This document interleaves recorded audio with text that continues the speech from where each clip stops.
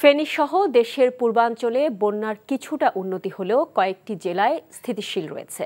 অসংখ্য মানুষ পানিবন্দী হয়ে আছে। ফেনী, নোয়াখালী ও কুমিল্লার অনেক এলাকাতেই ত্রাণ পাচ্ছে না বন্যার্ত মানুষ। বিশুদ্ধ পানি ও খাবারের সংকটের পাশাপাশি দেখা দিয়েছে নানা রোগবালাই। বিস্তারিত শওকত করিমের ডেস্ক রিপোর্টে।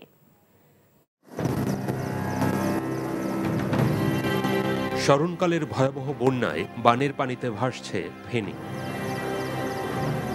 বানভাসীদের বাঁচার আকুতি, দুর্গতদের নিদারুণ কষ্টের দিনরাত্রি, দীর্ঘ হচ্ছে হাহাকার।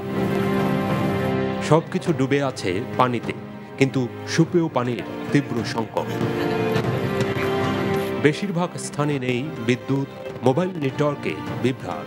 গত দুদিনে বৃষ্টিপাত কম হওয়ায় ফেনী শহর সহ পরশুরাম, ফুলগাজী, ছাগলনাইয়াতে বন্যার পানি কিছুটা কমেছে।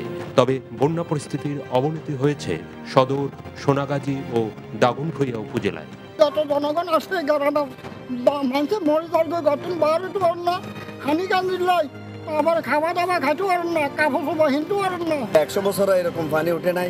মানুষ খুব দুর্ভোগে আছে, বাজার করতে পারছে না, খানা পাইতেছে না। বন্যা পরিস্থিতি অপরিবর্তিত রয়েছে নোয়াখালীতে।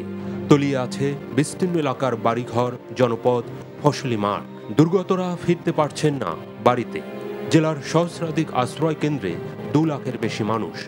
সাপের কামড়ে ও ডায়রিয়ায় আক্রান্ত হয়ে সদর হাসপাতালে ভর্তি 250 শতাধিক।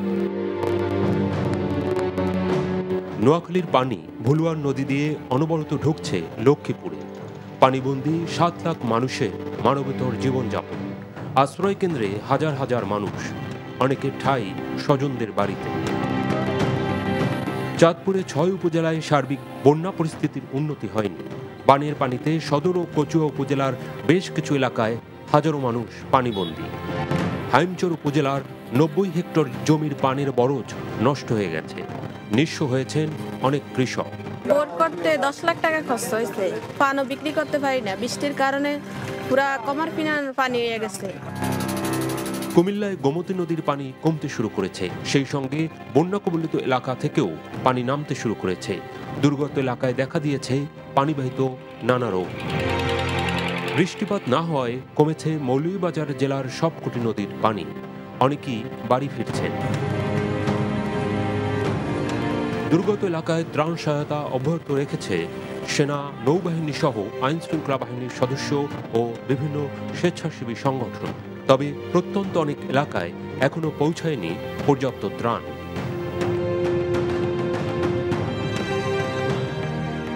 শওকত করিম, NTV নিউজ ডেস্ক।